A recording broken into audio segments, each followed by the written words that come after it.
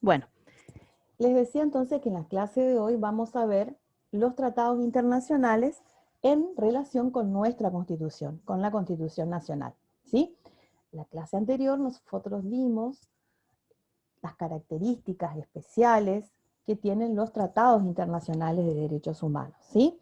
Ahora lo que vamos a ver es cómo esos tratados internacionales se insertaron de alguna manera en nuestro ordenamiento jurídico. Eso lo vamos a ir viendo, vamos a ver, vamos a hacer referencia a cuestiones que ustedes seguramente van a recordar de la clase anterior. Vamos a ir haciendo todo el tiempo paralelismos, de alguna manera, para que los temas no les sean tan desconocidos. Hay cuestiones que ya de alguna manera abordamos en el viernes pasado, pero que sí me parece que son importantes tener en claro cuando analizamos los tratados internacionales y cuál ha sido la repercusión, la inserción y el grado de incidencia que han tenido en nuestro país. ¿Está? Una de esas cuestiones tiene que ver con unas nociones, unos conceptos que ustedes ya conocen, de derecho internacional público, de derecho constitucional, y tienen que ver con las relaciones entre el derecho nacional y el derecho internacional. Ustedes saben que en una clásica definición, que ustedes seguramente ya abordaron, nosotros hablamos del monismo y del dualismo. Son esas dualismo, no dualdismo, ¿eh? Les aclaro porque ya después me ponen dualdismo en los parciales. En el caso del monismo, establece que el derecho internacional tiene primacía sobre el derecho interno y ambos integran un mismo ordenamiento jurídico. En el caso del dualismo, parte de una noción que es dos regímenes jurídicos diversos, ¿sí? Y que en caso de controversia siempre el derecho interno va a prevalecer sobre el derecho internacional. Nosotros vamos a ver cómo en nuestro país nosotros hemos tenido ejemplo de ambas maneras de relacionarse con el derecho internacional. Después, la clase anterior también, hemos visto respecto del derecho de las normas, ¿se acuerdan que hicimos referencia a las normas operativas y a las normas programáticas, sobre todo en relación a los tratados de derechos humanos? ¿Sí? Recuerden que cuando hablábamos de las normas operativas decíamos que eran aquellas normas del derecho internacional que se insertaban directamente en el ordenamiento jurídico y que no necesitaban de ninguna norma, de ningún acto legislativo por parte del Estado, ¿sí? ¿Se acuerdan que dábamos ejemplos, inclusive referenciábamos que siempre, aun cuando nosotros entendamos que las normas relativas a los derechos humanos son normas operativas, hacíamos referencia que mucho mejor, ¿sí?, si esas normas están plasmadas en normas de parte del propio Estado. ¿Se acuerdan que inclusive yo les daba un ejemplo respecto de la Convención de los Derechos del Niño, ¿sí? Y que hablábamos de algunas cuestiones relativas a políticas públicas, que siempre obviamente era mucho mejor y era mucho más propicio en relación al ejercicio de los derechos si estaban insertas a través de un acto legislativo del propio Estado, ¿sí? ¿Se acuerdan inclusive que yo hacía una referencia en la clase anterior de las cuestiones procesales, ¿sí? Que respecto de las cuestiones procesales que están establecidas y dispersas en algunos instrumentos internacionales de derechos humanos, siempre obviamente vamos a necesitar y va a ser mucho más fácil que el Estado cuente con alguna disposición legislativa, algún acto legislativo en ese sentido, ¿sí? Y hablábamos de las normas programáticas, que son aquellas normas que de alguna manera, ¿sí?, establecen un compromiso, es cierto, pero como una forma de una planificación, de un proyecto, ¿está? Que de alguna manera, cuando nosotros hablamos de las normas programáticas, la primera cuestión que se nos viene a la memoria, que son aquellas normas que son muy difíciles, de exigir su cumplimiento. ¿Por qué? Porque están insertas con una técnica que de alguna manera hacen difícil que uno pueda reclamar, ¿sí?, su ejercicio, que uno pueda reclamar. ¿Se acuerdan que cuando hacíamos referencia en las clases anteriores, siempre hablábamos que cuando nosotros hablamos de los tratados internacionales de derechos humanos, hablamos también de la posibilidad de exigir su cumplimiento, ¿sí? Bueno, las normas programáticas van a dificultar esas cuestiones, lo mismo hablábamos de las normas programáticas a nivel constitucional, ustedes ya lo habrán hecho en las otras asignaturas, ¿sí? Bueno, nosotros para analizar el grado, cómo se inserta el derecho internacional en el derecho nacional, recuerden que tenemos nuestras propias normas establecidas en la Constitución Nacional. Esas normas, ¿sí?, están vigentes y estaban vigentes también durante la reforma antes de la reforma de la Constitución Nacional. Son el artículo 27, ¿sí?, y el artículo 31 de la Constitución Nacional. Vamos a ver también cómo esos dos artículos, de alguna manera, que aún continúan vigentes, que no han sido modificados en el 94, sí, de alguna manera han definido cómo el derecho internacional se relacionaba con el ordenamiento jurídico argentino y con nuestra propia Constitución. Recuerden que en nuestra Constitución histórica, estos dos artículos, el artículo 27, el gobierno federal está obligado a afianzar sus relaciones de paz y comercio con las potencias extranjeras por medio de tratados que estén, y acá hay un punto importante, estén en conformidad con los principios de derecho público establecidos en esta Constitución. Y el artículo 31 que establece, ¿sí?, esa suerte de lo que algunos llamaban al principio de regla o de jerarquía, que establece esta Constitución, las leyes de la nación que en su consecuencia se dicten por el Congreso, y los tratados con las potencias extranjeras son la ley suprema de la nación. Las autoridades, bueno, fíjense que ahí, ahora vamos a ver en la jurisprudencia nacional, muchas veces se hablaba de cuál era la prelación respecto de la Constitución en los tratados internacionales y las leyes. Luego, el artículo 27 de la Convención de Viena, que ya vimos en la clase anterior, establece que el derecho interno no puede ser invocado para, de alguna manera, justificar el incumplimiento de un tratado. Ahora bien, el artículo 27 de la Convención de Viena, nosotros recuerden que cuando hablamos de la vigencia de esta convención, establecíamos que esta convención está vigente a partir del año 1980. ¿Por qué les hago esta aclaración? Porque ahora cuando nosotros veamos la jurisprudencia de la Corte Argentina, este es un detalle no menor, ¿sí?, en el desarrollo jurisprudencial que muy brevemente vamos a ver. Esto, les decía, es el marco legal, normativo, vigente en la Argentina antes del año 1994. ¿Sí? Muy bien. ¿Por qué hablamos de este tema? ¿Cuál es la importancia que tiene este tema? Ustedes seguramente a lo largo del desarrollo de distintas materias habrán visto que reiteradamente hacemos alusión a la cuestión del derecho internacional, a los tratados internacionales, al fallo tal de la Corte Interamericana, ¿sí?, a tal recomendación, no solamente en esta materia, sino en muchas asignaturas. ¿Por qué hablamos de esta cuestión? Primero porque hay una situación jurídica que no es menor.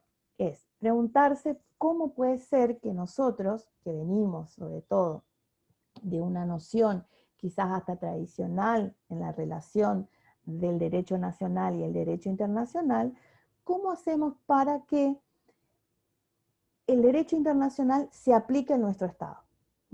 ¿Por qué? Porque nosotros, ustedes lo habrán visto en Derecho Internacional Público, nosotros hicimos una alusión, el derecho internacional clásico y en los derechos nacionales, y el derecho nacional siempre se basaba sobre todo en la soberanía del Estado. Bueno, ¿cómo llegamos nosotros a una situación que estemos hablando continuamente de sentencias, de recomendaciones, ¿sí?, de amoldar las legislaciones de los Estados al derecho internacional?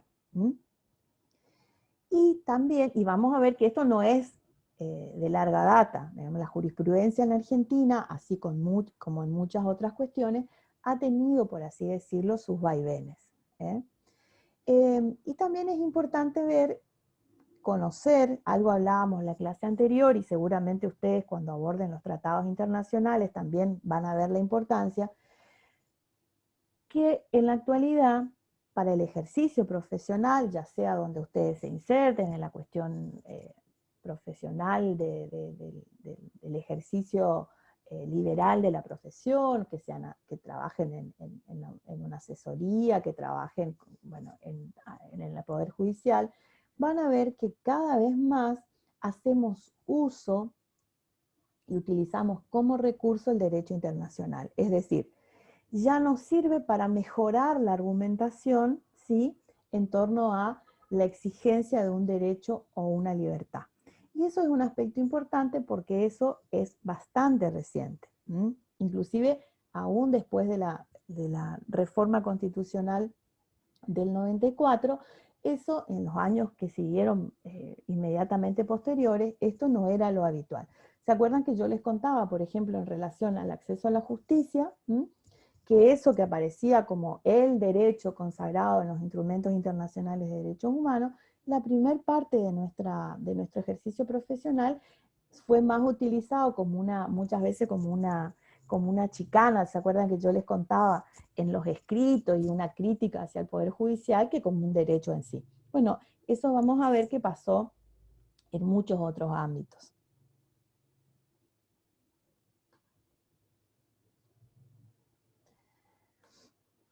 Bueno, en este aspecto vamos a ver, y esto es una cuestión que por ahí suele prestarse a confusión, que en la evolución del derecho internacional y la relación, ¿sí?, de los estados a través de sus constituciones nacionales con el derecho internacional de los derechos humanos, no es igual en todos los estados. Y esto suele ser un punto común en los exámenes.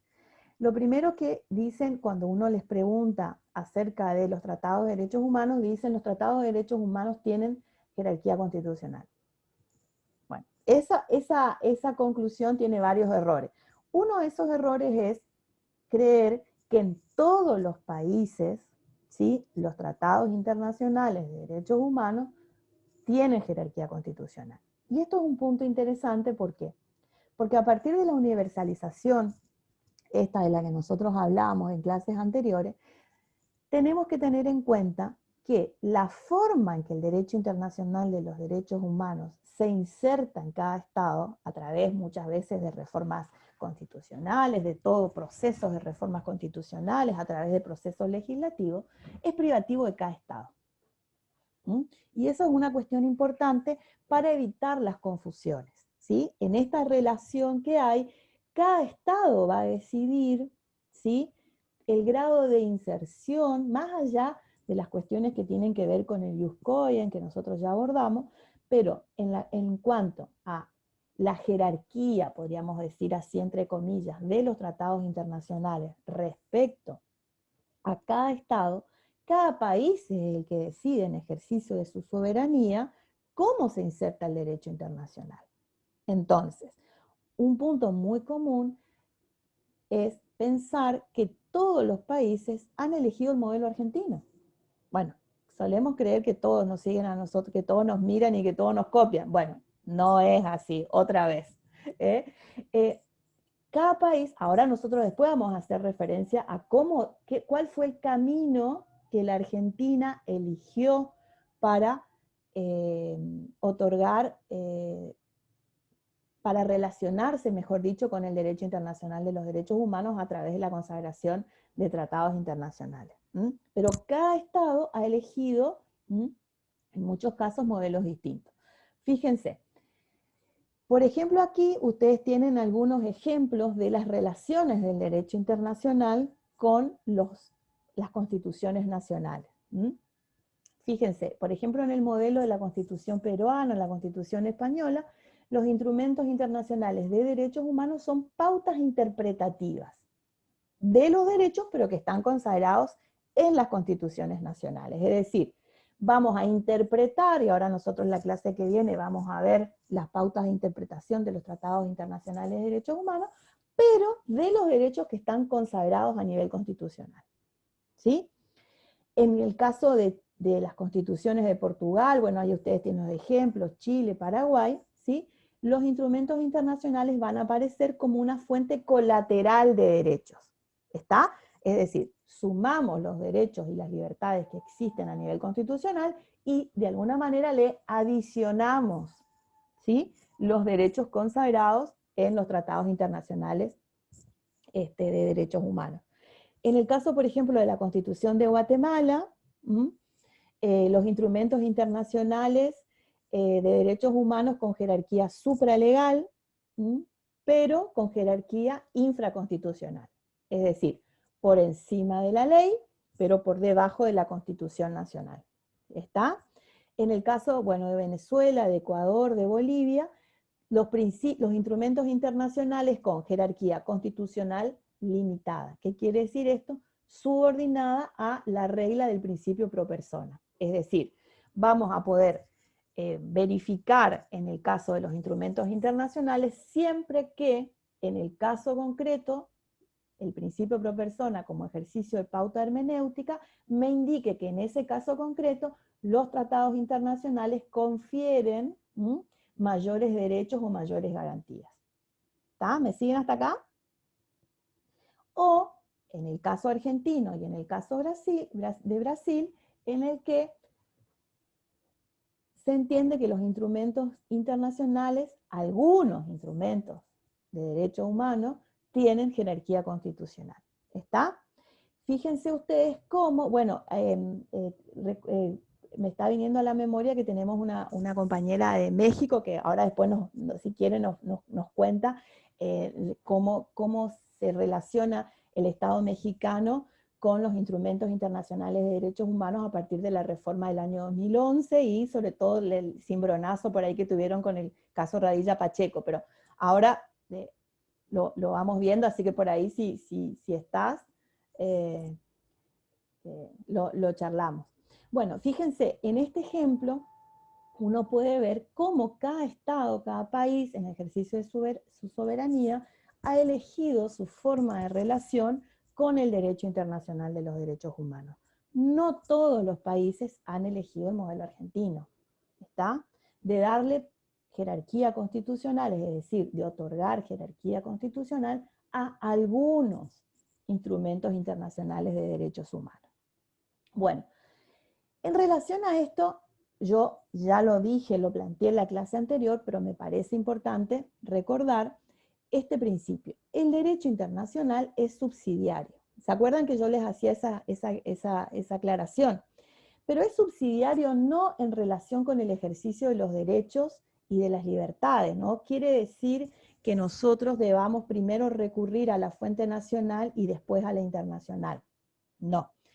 Lo que nosotros decimos es que es subsidiario el derecho internacional respecto del nacional. ¿Se acuerdan lo que hablábamos del ejercicio de la jurisdicción?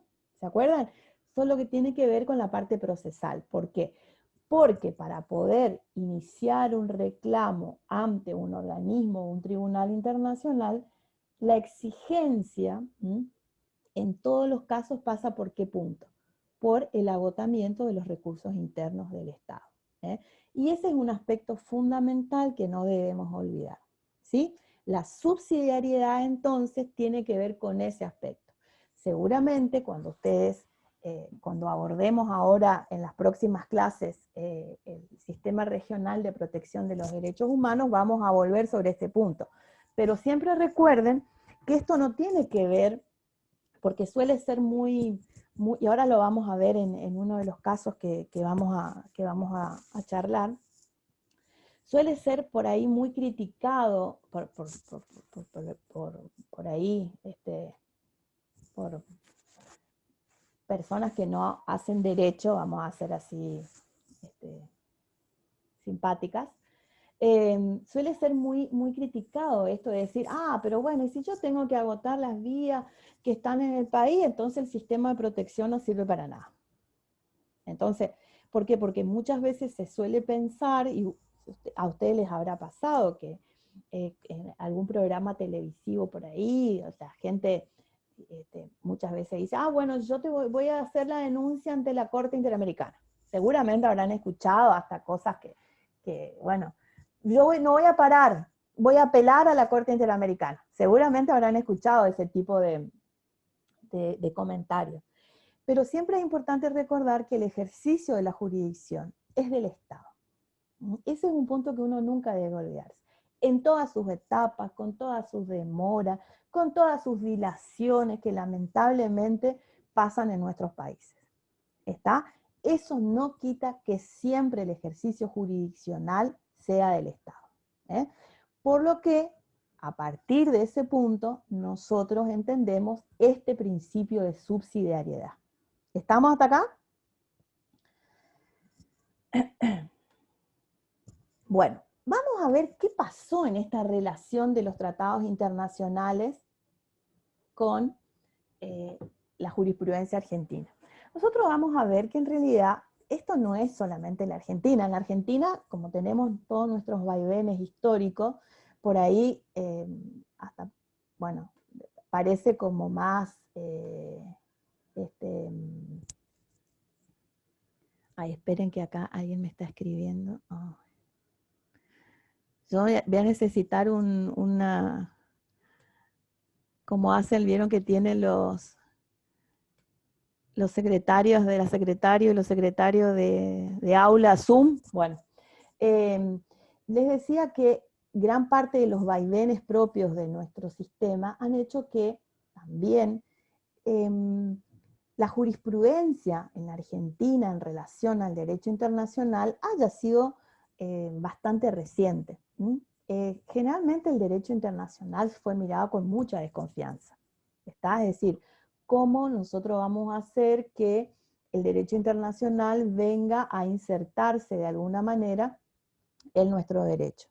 Esto ha sido tema de jurisprudencia y nosotros vamos a ver que toda la primera etapa de la jurisprudencia de la Corte Suprema de Justicia de la Nación ha estado inserta en el modelo dualista, ¿está?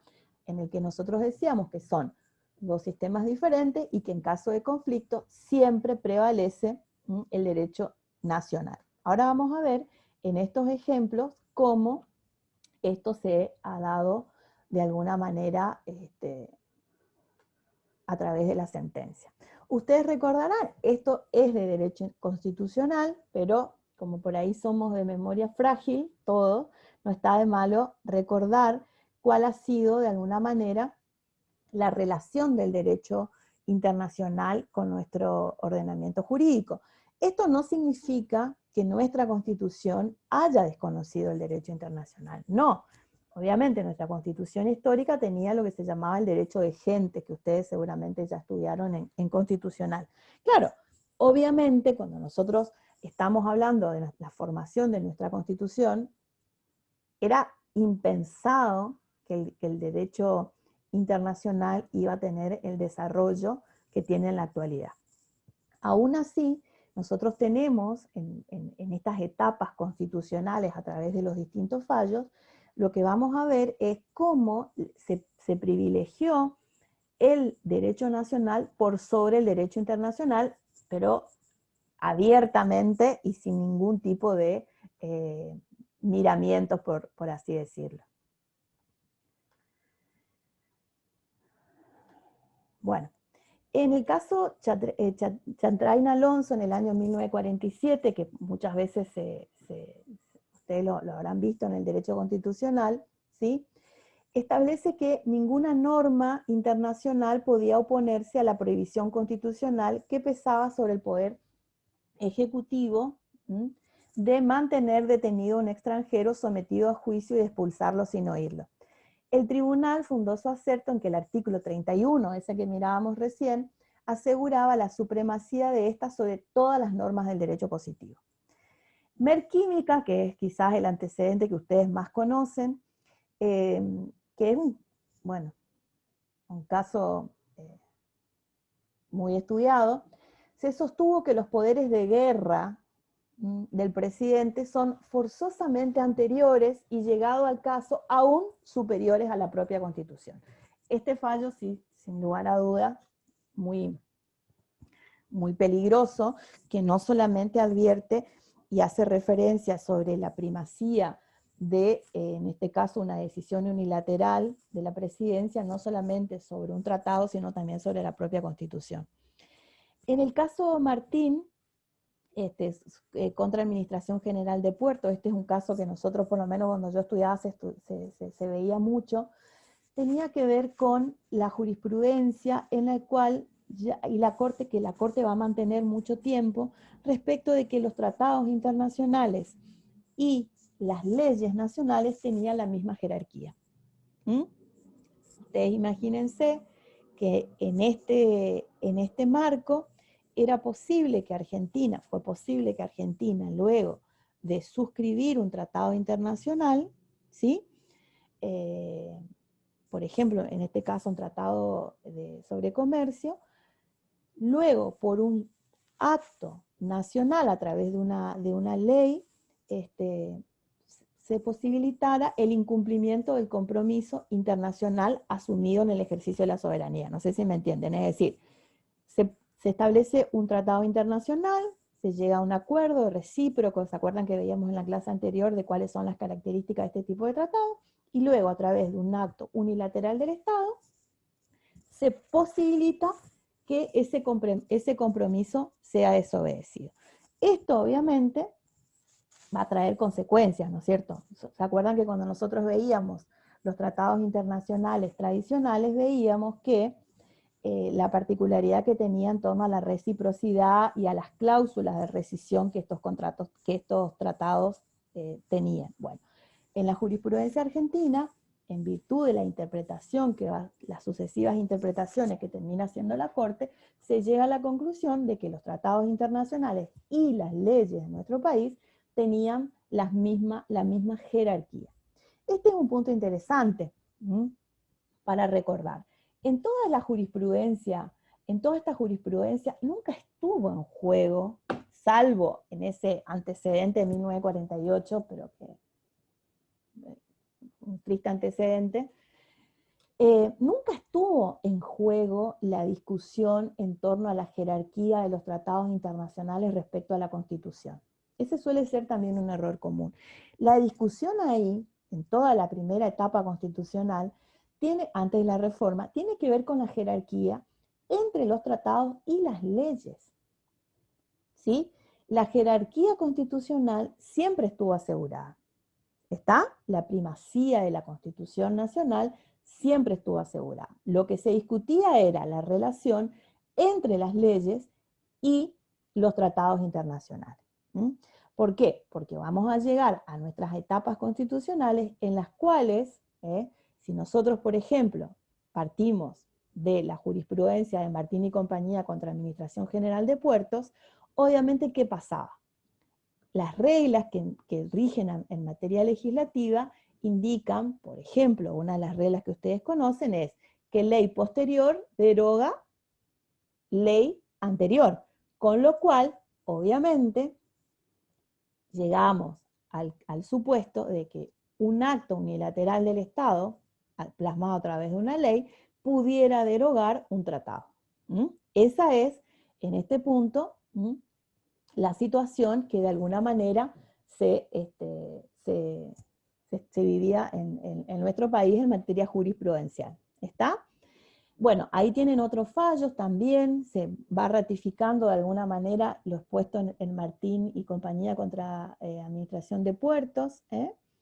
Ya después no solamente se hace falta una ley, ya llegamos al decreto, que son tan propios de nuestra, parece, historia constitucional. Y luego, que ustedes en el texto tienen alguna referencia, en el año 1983 lo que se hace, que también era, como no se podía declarar la inconstitucionalidad del decreto, del tratado, no llegamos ahí, lo que se hace es declarar la inconstitucionalidad de la ley que lo ratifica.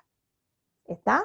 Fíjense, distintas etapas, pero que de alguna manera lo que van a ir marcando es esta relación no amigable, ¿sí?, de la jurisprudencia de nuestro país en referencia a los tratados internacionales. Bueno, fíjense, porque claro, nosotros podemos hacer esta diferencia. Cuando la mayor parte de la jurisprudencia que nosotros hablábamos, mucha de esa jurisprudencia fue dada en etapas no constitucionales, pero fíjense que acá hay un punto interesante y esta es una sentencia que yo siempre les cuento. ¿Por qué? Porque para mí tiene un aspecto que es novedoso, es una sentencia que se da ya cuando la Argentina estaba en la reapertura democrática, y es una sentencia que se dicta por el máximo tribunal argentino, por la Corte Suprema, que para mi modo de ver es una de las que yo le llamo la Corte Democrática, ¿sí? Porque ha sido la Corte que ha marcado, a mi modo de ver, una etapa de jurisprudencia, salvo algunos fallos como este que vamos a ver, de mucha apertura respecto de los derechos y puntualmente del derecho internacional de los derechos humanos, con algunas aperturas, con algunas, podríamos decir, algunos retrocesos, como este caso yo le llamo el caso F. ¿Qué pasó en el caso F? A ver, nosotros ya habíamos ratificado, ustedes recuerdan que yo les contaba que el 1 de marzo del año 1984 nosotros ratificamos la Convención Americana de Derechos Humanos, aceptamos la competencia, además, consultiva y contenciosa de la Corte Interamericana a través de la Ley 23054. Se plantea este caso, que es un caso de derecho sucesorio. ¿Sí? Contexto. Ustedes recuerden que nuestro Código Civil tenía unas cláusulas, ¿sí?, respecto a la división, o podríamos decir la distinción o la discriminación, después vamos a ver, entre los hijos, ¿sí? ¿Cuál era esta distinción? A ver, vamos a analizar en contexto. Al principio, en la redacción del Código Civil, ¿sí?, el Código establecía una distinción entre lo que eran los hijos matrimoniales, por un lado, y por el otro lado, los hijos extramatrimoniales y los hijos incestuosos, sacrílegos y naturales. ¿Está? ¿Hay alguien que tiene el audio? Por favor, les pido los audios, los micrófonos, porque... Bueno, en esta clasificación, ¿cuál era la diferencia? No era una diferencia que tenía que ver simplemente con, bueno, le ponemos este nombre. Le ponemos este nombre para marcar quiénes son los hijos que han nacido durante el matrimonio. No, no. Tenía una consecuencia práctica muy concreta, que era privar, ¿sí?, a los hijos no matrimoniales de la posibilidad de suceder a sus padres biológicos. ¿Me siguen hasta acá? Esa era la consecuencia, no era otra consecuencia, era esa. ¿Está? Bueno, cuando se da la reforma de la 17711, eso cambia a medias. ¿Por qué? Porque se establece que los hijos, ahí empiezan, solamente hay dos categorías, los hijos matrimoniales y los extramatrimoniales. Se elimina toda esa clasificación horrorosa que tenía el código en su primera etapa. Claro, los hijos extramatrimoniales solamente heredaban el 50% de lo que heredaban los hijos matrimoniales. ¿Me siguen hasta acá? Bueno, cuando este caso llega a conocimiento de la Corte, fíjense, se da esta situación particular. Argentina ya había ratificado la Convención Americana de Derechos Humanos, que expresamente habla de la igualdad jurídica de los hijos matrimoniales y los extramatrimoniales. ¿Sí? Pero no solamente eso. Argentina ya estaba ahí, ya había en un proceso legislativo respecto a la reforma del Código en lo que tiene que ver con la Ley 23264, ¿sí?, que es la que definitivamente establece la igualdad de los hijos matrimoniales y extramatrimoniales. ¿Sí? Cuando la Corte, obviamente, ¿qué pasó acá? el señor Eusebio tenía dos hijas, una hija matrimonial y una hija extramatrimonial. Cuando la hija extramatrimonial se da cuenta que va a heredar solamente la mitad de lo que va a heredar su hija matrimonial, obviamente recurre a la justicia. Y lo hace argumentando. También respecto de la aplicación del artículo 16 de la Constitución Nacional que establece la igualdad ante la ley. O sea, la Corte tenía muchas posibilidades de establecer la igualdad, en este caso, de las dos hijas del causante. No lo hizo.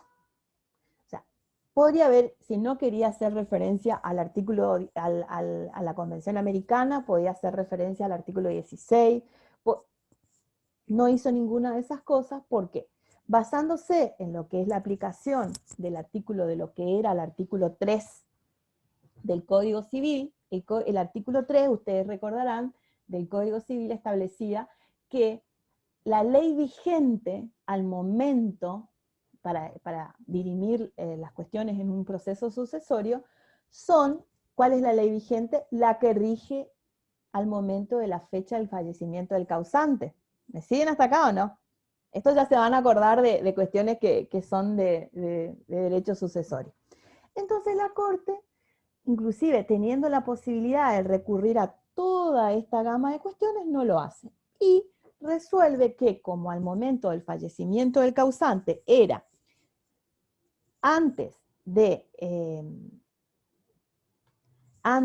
la sanción de la ley 23.264, no hace referencia al artículo 16 de la Constitución Nacional, pudiendo hacerlo, y omite ¿sí? cualquier referencia a la Convención Americana de Derechos Humanos. ¿Está? ¿Por qué marco este caso? Porque de alguna manera fue el inicio, ¿sí? Fue la primera vez desde la reapertura democrática que la Corte tenía la posibilidad de establecer un criterio en cuanto a, de alguna manera, la relación de los tratados internacionales en un punto muy concreto, muy especial, como ustedes se imaginarán, en lo que tiene que ver con la posibilidad de testar en los casos de los hijos extramatrimoniales. Bueno, la Corte no lo hizo, ¿sí? Por esas cuestiones, siguió otorgando, y acá ya estamos en una nueva etapa, ustedes saben que ya estábamos hablando no solamente de tratados internacionales, sino de tratados internacionales de derechos humanos, que son los que Argentina comienza a ratificar a partir del año 1984. Este mismo criterio de la Corte, ¿sí? Con esta, podríamos decir, desconfianza del derecho internacional, en este caso de los tratados de derechos humanos, la Corte la va a seguir manteniendo en bastantes fallos, muchos de los cuales ustedes seguramente están mirando ahí, en casos que ustedes conocen, en el caso Campillay, que después vamos a ver, y en el caso del Medejian contra Neusta. La Corte siguió de alguna manera mirando para otro lado respecto de la aplicación de los tratados internacionales de derechos humanos. Hasta que llega el año 92, en este precedente que ustedes conocen hasta el hartazgo, que es el caso del Medejian contra Sofovich, en el que la Corte cambia el criterio. ¿Había cambiado algo, sí, en relación a lo que son las normas constitucionales? Para nada. La Constitución era exactamente la misma. ¿Está? Lo que sí nosotros podemos decir es que de alguna manera comenzamos a notar cierto, podríamos decir, protagonismo, algo que empezó a aparecer que tenía que ver con el derecho internacional. Bueno, algunos que no son tan confiados entienden que en realidad este cambio de precedente tuvo algunos motivos no tan nobles, pero bueno, eso hace a otras cuestiones. En el caso del Medejian contra Sofovich, la Corte de repente revierte su precedente. ¿Sí? Ustedes recordarán que este caso versaba sobre el tema del derecho a réplica, algo habíamos comentado en la clase anterior. Y acá de repente la Corte dice que el tratado internacional estaba de alguna manera que había que cumplir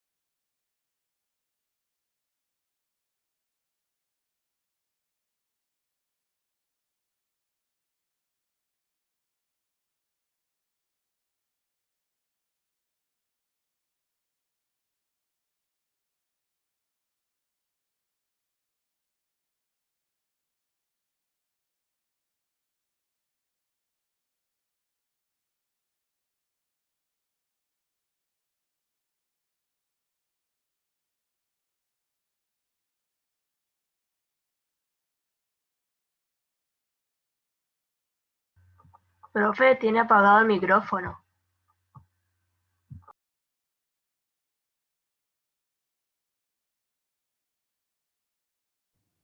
Podrían leerme los labios. Bueno, les decía entonces que en este cambio de paradigma, que se da en este fallo, que les decía antes de que se suspenda la grabación, que de alguna manera no cambió la Constitución, sino lo que cambió la opinión de la Profe, Corte. disculpe que le interrumpa, pero hay varios chicos que me están escribiendo si les puede Sí, estar al aula. sí, yo por eso les quiero pedir siempre que ustedes entren a horario, porque yo estoy sola con el manejo del sonido, de la imagen, y la verdad No, que es que se les desconectó del aula, incluso sí, a mí también se me desconectó y quedamos sí, todos en sala de espera. sí, pero entran siempre tarde también. Eso para la próxima ya les voy a sacar la sala de espera porque la verdad es... Hacemos un recreíto, así usted calienta su mate. Ya se me enfriaron 2 termos, Gladys. Pero bueno, hacemos un recreíto de 10 minutos, ¿les parece? Y seguimos con Fontevecchia. Miren que tenemos para rato, ¿eh? Bueno, doctora. ¿Eh? 10 minutos. Listo, doctora. 10 minutos y Listo. volvemos. Vayan al baño, preparen el mate.